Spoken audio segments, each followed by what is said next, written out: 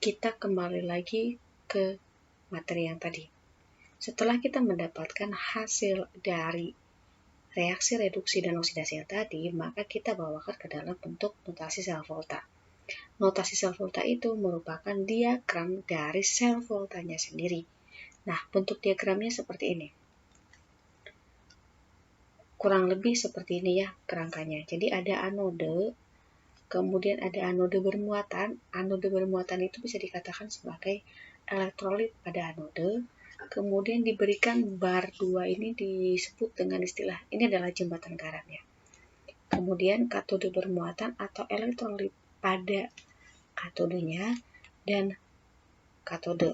Nah, garis-garis yang membatasi ini artinya kalau dia garis 2 atau 2 bar artinya dia jembatan garam. Kalau cuma satu itu artinya sebagai pembatas antara reaksi oksidasi dengan reaksi yang bereduksi. Pembatas antara yang bermuatan dan tidak bermuatan. Permuatan dan tidak bermuatan. Maka bentuknya kalau kita ubah ya reaksi yang di atas ini kita ubah ke dalam bentuk notasi sel volta, maka bentuknya begini. Anode itu berarti yang mengalami oksidasi ya. Saya kasih catatan dulu bahwa anode itu sama dengan yang mengalami oksidasi. Sementara katode itu adalah yang mengalami reduksi. Nah, di sini anode dan katode itu kalau dibilang oksidasi bermuatan, berarti anode bermuatan, berarti yang mengalami oksidasi di sini adalah yang mana gitu.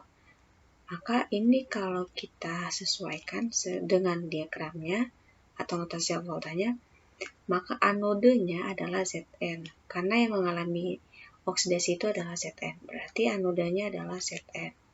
Kemudian berikan bar pembatas anode bermuatan atau zat oksidasi yang mengalami perubahan muatan, yaitu adalah Zn plus 2 yang ini.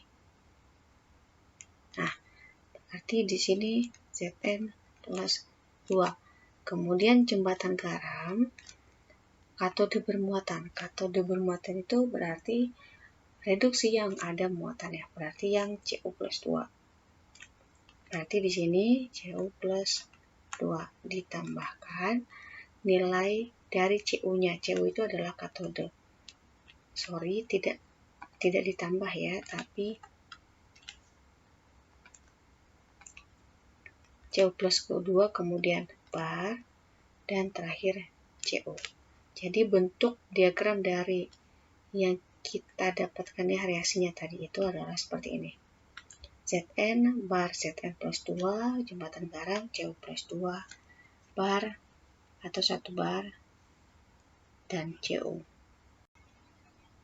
Nah, untuk menentukan suatu logam lebih mudah mengalami reduksi ataupun oksidasi, kita boleh menentukan dengan cara lain. Jadi tidak melulu harus kita lihat apakah dia di anode ataupun katode. Tapi bisa melihat dengan cara lain, yaitu dengan melihat deret volta. Deret volta ini merupakan kayak tabel periodiknya sel volta. Nah, di deret volta ini sebenarnya dari litium sampai ke aurum, ini di sini mungkin keterangannya ada ya, dapat bereaksi dengan H2 atau hidrogen, dan di sini tidak dapat bereaksi dengan hidrogen. Tapi kalau kita untuk gunakan deret volta untuk menentukan apakah dia mudah reduksi atau oksidasi, maka cara satu-satunya adalah semakin dia ke kanan, ya, berarti dari kiri ke kanan, ini lebih mudah mengalami yang namanya reduksi. Oke, kemudian kebalikannya, kalau dia semakin ke kiri, ya, berarti dari aurum ke litium, ini lebih mudah mengalami yang namanya oksidasi. Nah, kedua hal ini nanti akan kita gunakan dalam sel elektrolisis atau di sel elektrokimia yang bagian kedua.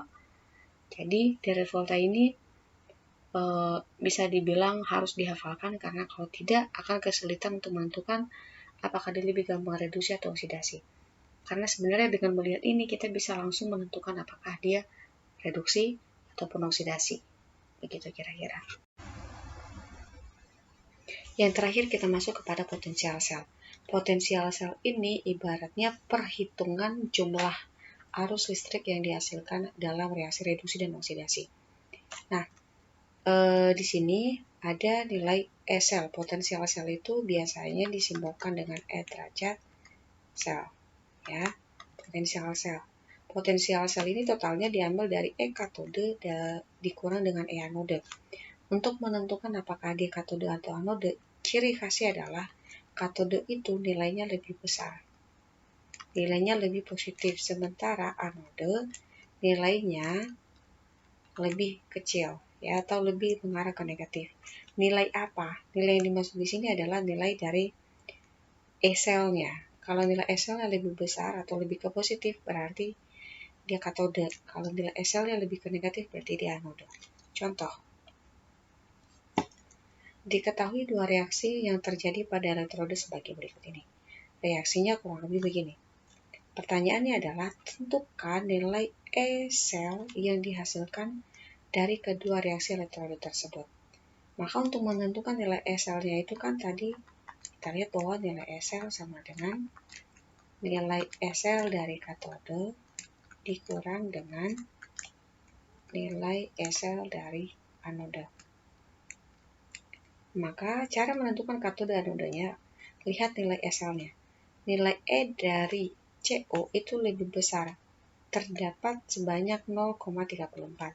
Berarti 0,34 itu lebih besar dibanding dengan minus 0,14. Ya, maka yang 0,34 ini adalah katode. Ya, katode artinya dia mengalami reduksi, sementara yang minus 0,14 ini, yang plus 0,34 ini adalah katode, yang minus 0,14 itu adalah anode.